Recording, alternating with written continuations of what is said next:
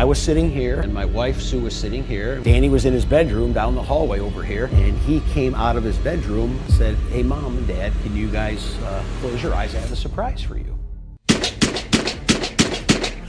What's going on? I don't know what happened. I just came over to my parents' house because they were going to watch the game, and my mom is shot, and my dad is shot, my brother's here. Does anybody know what happened? Did your brother shoot your parents? I don't know what this is. My brother said, "Don't come in, don't come in."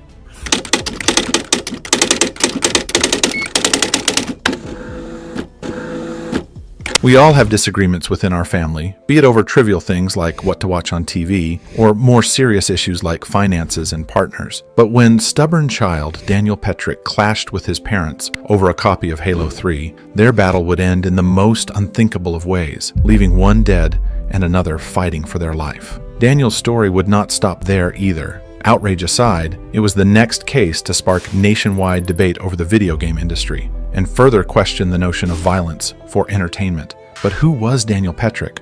What actions did he take against his parents? And what was the aftermath? You know, I used to play a lot of video games while growing up. Things like Call of Duty, World of Warcraft, Battlefield, back when the series was good, and even GTA. To say that gaming was a large part of my life while growing up is quite an understatement. I made many friends who I still know today, learned a fair few things, and had a lot of fun. However, there is a very fine balance when it comes to video games, and that's a balance that parents have to decide for their own children. But who knew that it could end in murder? Before we begin, and just to let you know that I post true crime and strange cases here weekly, so if that does sound like your kind of thing, please consider subscribing to the channel. It really does help me out.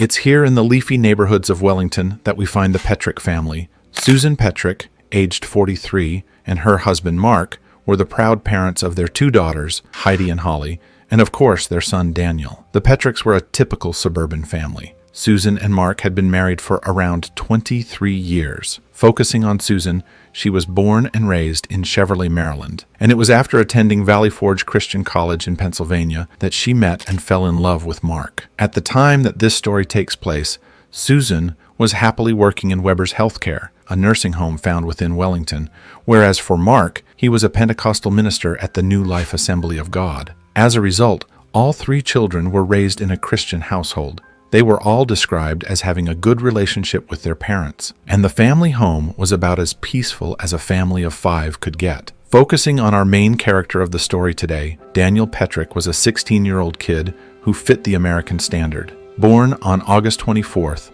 1991, he was 16 years old at the time this story took place. Growing up, his friends and family described him as a normal and happy teenager, fun to be around and friendly to talk to.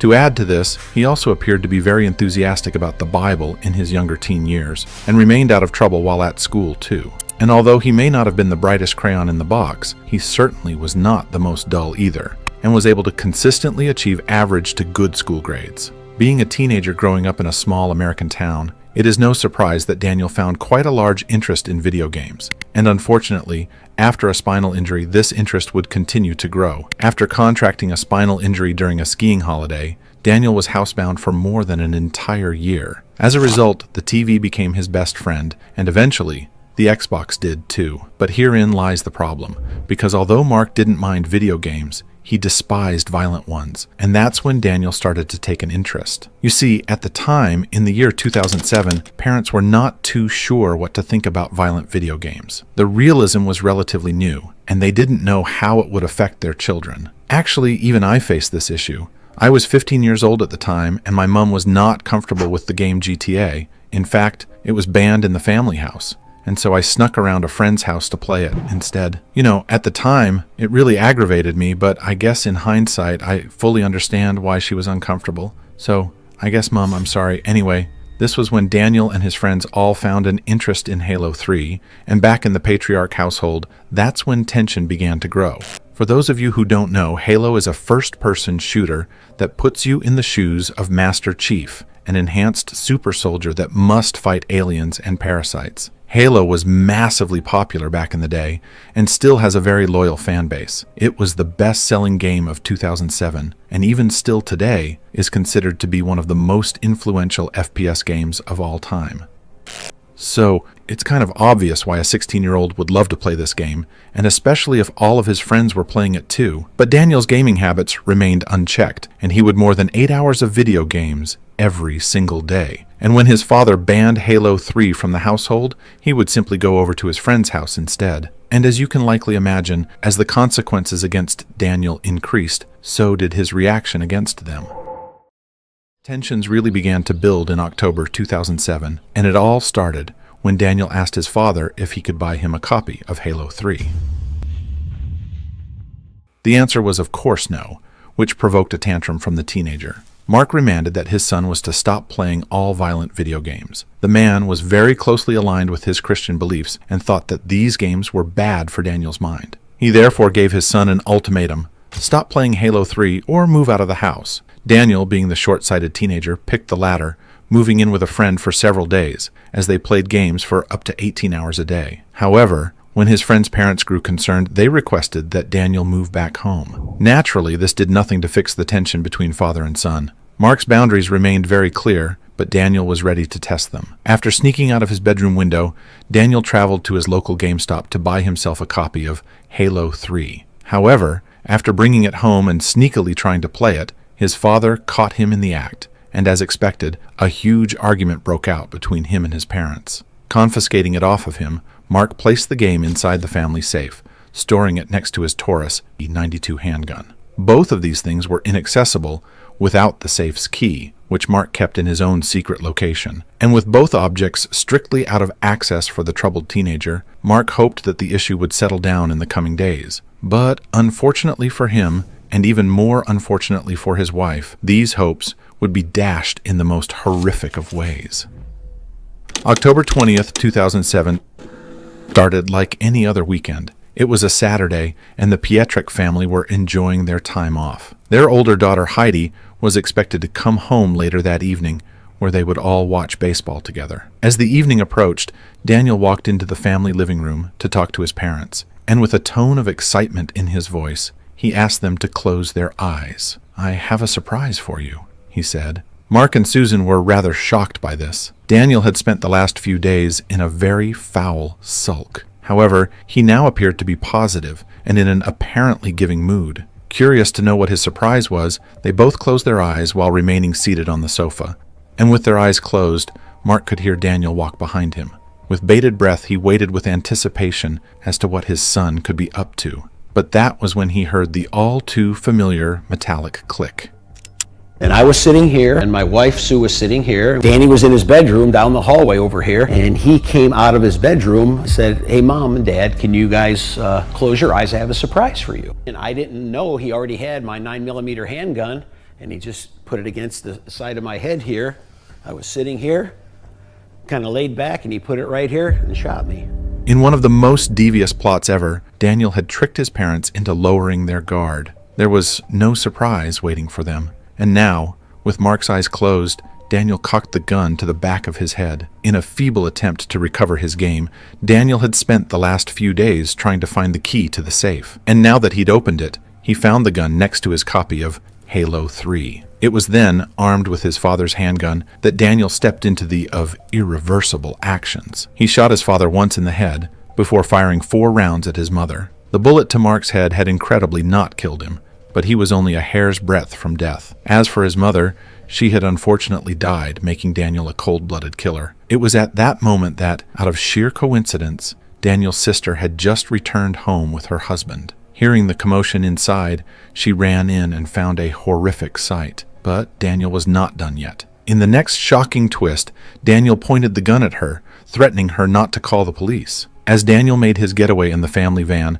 Heidi rushed to her father's aid, and after fighting for his life, Daniel's dad was able to recall what happened before finally passing out. With his last breath, he requested that his daughter forgive Daniel before being rushed to the hospital. Heidi called the police, who began searching for Daniel. In the midst of his getaway, he realized what he had done and decided to end it all. And he was about to pull the trigger on himself when he got pulled over by the police.